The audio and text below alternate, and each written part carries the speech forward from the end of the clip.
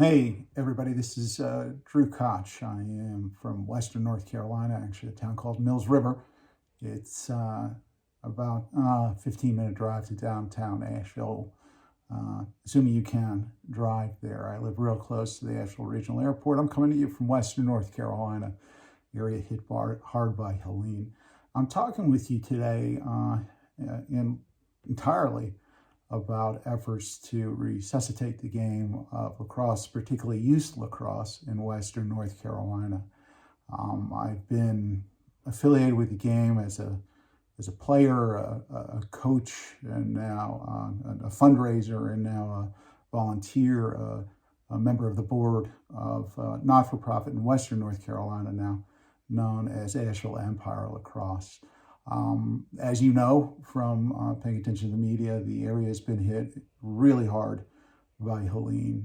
As I speak with you today on October 10th, 100,000 people in the Asheville area still have no water. And electricity is largely getting restored, but there are still some outages. So there are some issues clearly still along the lines of basic needs. It may be months until water is fully restored to the Asheville region.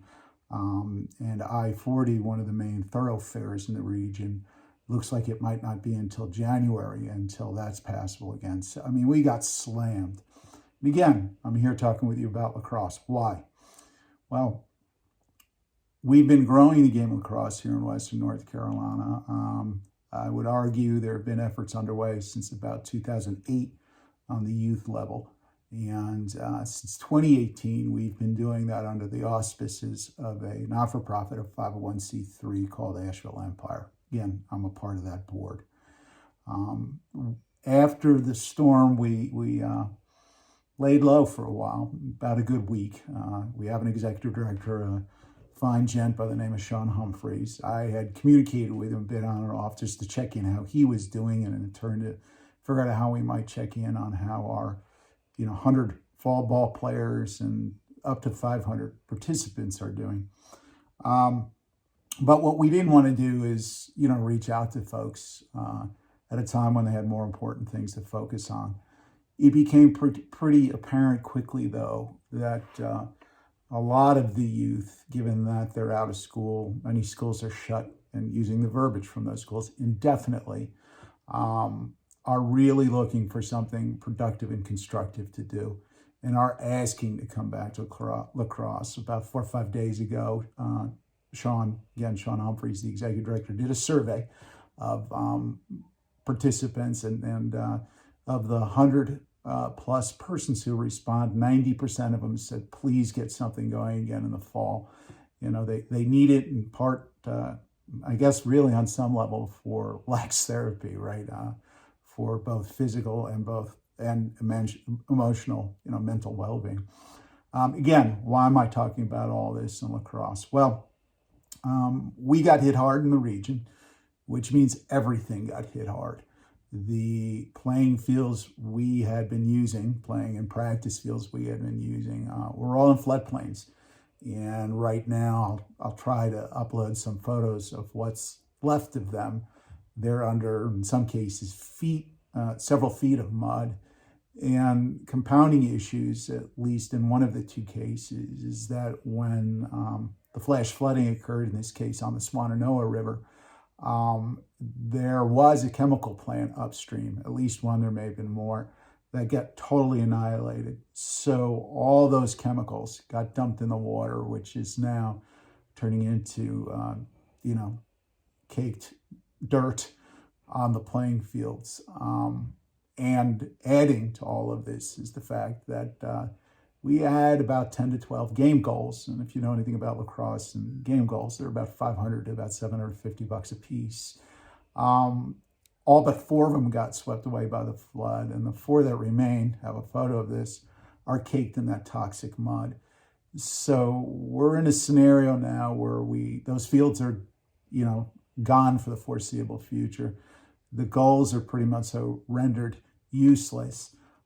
We have been taking effort, thanks to Sean and others affiliated with Empire. We've been reaching out to area high schools and schools, and I've identified some fields we can play on. Again, players want to come back, become active again. We even have some goals coming up thanks to U.S. Lacrosse, and particularly the work of Lou Corsetti down in Atlanta. He's pulling together some used goals from down there and bringing them up as a donation. So we're pulling things together there. However, we had loaned out bits of equipment we had kept over the years, and we don't know if and we loaned it out for fall ball. We don't know that we'll ever get that back now, or at least we won't get a sizable amount of it back right now. And we don't have, as a small not-for-profit, huge cash reserve, and that's by design. We're building that up. We had a positive or surplus revenue this year, modest but real. We haven't had that in the previous 5 years. Again, we've only been a not-for-profit since 2018. So I'm sharing all of this because I took some efforts, and I wrote the equipment manufacturers, and I also wrote the Indoor League, the MLL, and I wrote the Field League, the PLL. Wrote all of them about a week and a half ago. There's been no response, none, zero, not. As a matter of fact, the silence is deafening. So I'm not doing this video right now to shame those organizations. They may think I'm, somebody's scamming, but I'm doing this to say, no, this is like legit. And we have a lot of students or young kids playing the game who go to schools with significant free and reduced lunch levels. For them, replacing stuff like this is near impossible, especially when their families are dealing with issues associated with, potable water, things along those lines. So, why am I recording this and why am I talking about lacrosse?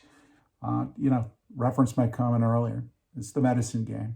And no, this is not an effort at cultural appropriation. This is an effort of recognizing the true nature of the sport. The Haudenosaunee are still active participants. I love watching them in the World Games, in the indoor box games. And I share this because they, the Haudenosaunee people and others, they haven't vanished. They're still here. And their game in a contemporary way is still here. And there are young persons in Western North Carolina who are absolutely positively telling us they could play it and would play it and want to play it as a means for perhaps getting past the stress and trauma that's come on with Helene. And we are having a hard time getting assistance. So folks, if out there at Warrior, at SDX, at Crank Shooter, at Signature, at the PLL, at the MLL, if any of you get this, even one of you gets this, and you're willing and able, reach out. You can find me on Facebook and direct message me. You can find me on Instagram and direct message me. We'll sing your praises. We'll wear your logos for decades to come.